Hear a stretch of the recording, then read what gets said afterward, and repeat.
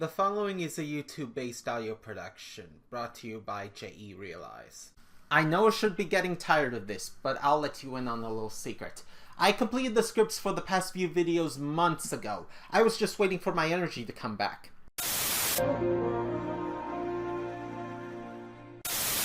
Hello, this is RWBY. You know the routine by now. If you don't, I don't blame you considering my subscriber count. It's 10 shows I had a taste of yet never went back for seconds. Stupidly simple, but it's surprising how you can use that to get ahead. RWBY. My sisters can't get enough of this show. I know it's a good show, but I never got around to it. Except this one guy who always streams stuff in the dorm showed us the first episode, and I have to admit, it's not bad. But I have a problem. I don't know how to describe the series. The premise seems rather generic, but for some reason I still know that it's good. Well, I'm sorry, I'm stuck on that front, so I'll say nothing more. The Glass House.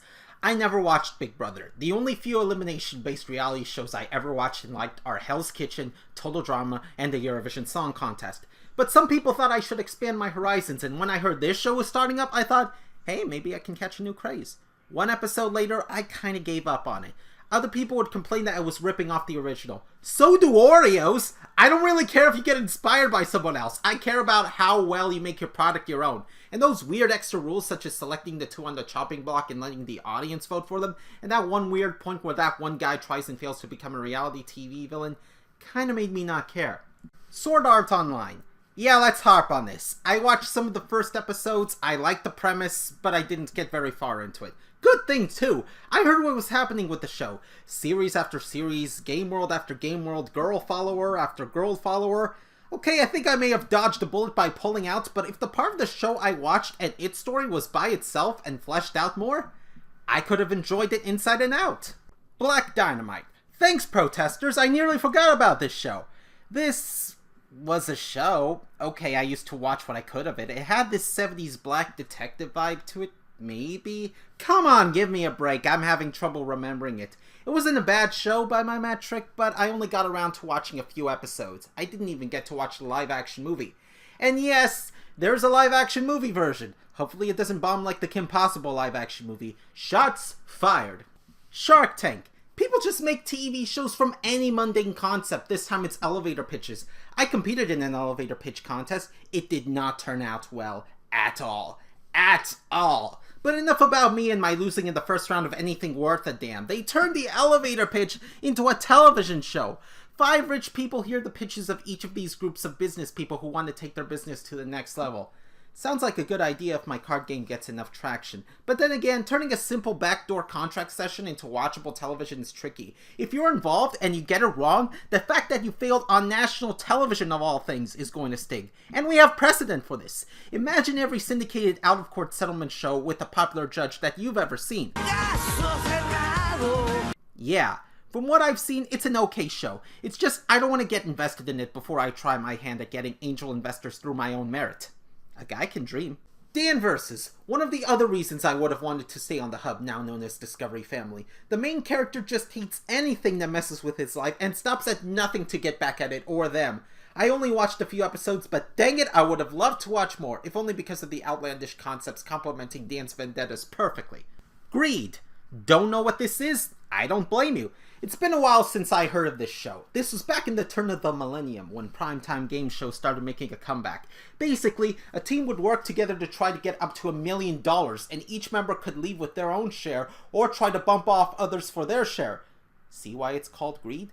I watched a small bit a long time ago, but don't remember any of it. The Weakest Link. I figured since I talked about Greed, I might as well talk about this. It's kind of the same thing, except the show continued round by round, eliminating a contestant at the end of each round until one contestant is left regardless of how much they collected. Again, I didn't watch much of this show, though this may be among my favorite elimination-based shows besides all that. The one reason I remember this show this vividly was because of Doctor Who. Yes, I'm talking about the new Series 1 episode Bad Wolf. And then the Doctor Who crossover into this show with the people who played the characters. But these days, when I look back and wonder if I should watch this and other game shows again, I think to myself, nah. Sure, some game show concepts are novel, but in the end, they're all the same and character development is almost non-existent. Just ask Rebecca Baird. Don't know who that is? I don't blame you. Guadalcanal. That's all I'm saying. Bill Nye Saves the World. I remember watching the original Bill Nye the Science Guy on PBS Kids. Many people saw it through VHS tapes in class, but I remember when it was on PBS Kids. Ah, good times. Those times when the sun is just about to go down, I'd curl up in a blanket and let the information soak in. Call me old school that way. I heard of this, well, let's call it successor series through Fresno State and got to watch the first episode. Of course, I'm damned if I say global warming is real and I'm damned if I say it's not, but regardless, I'd like to see more of the show because I'm a man of science. I like learning at my own pace, and I like being right. Nothing against being wrong, it just leaves a bad taste in my mouth and throws me into a non-stop feeling of existential regret. The world's best. I am not a fan of talent TV shows. I don't bother to pick up Insert Home Country Here's Got Talent, and of course, I'm similarly disinterested in singing shows. But one day, someone in the good old dorm lobby aired the first episode of this show, and I thought to myself, might as well. It's not bad. There's an interesting element in getting judges from all over the world involved. It feels like Eurovision. Of course, if you watched the first episode, you'd recall the show ended on a cliffhanger, with an escape artist. Those never fail to leave a scar on those who are forced to wait for the next episode, and forced to wait I was, because the resident who aired the show didn't show the second episode. Typical. Now I'm stuck in the dark. That's 10, that's my quota for the video, I'm off. Do the feedback thing. Like, comment, subscribe, or dislike. I mean, I'm trying to end videos decently, it's the best I can do. Follow me on Twitter at JERealize. This has been JERealize. I'll see you next time, and there will be a next time.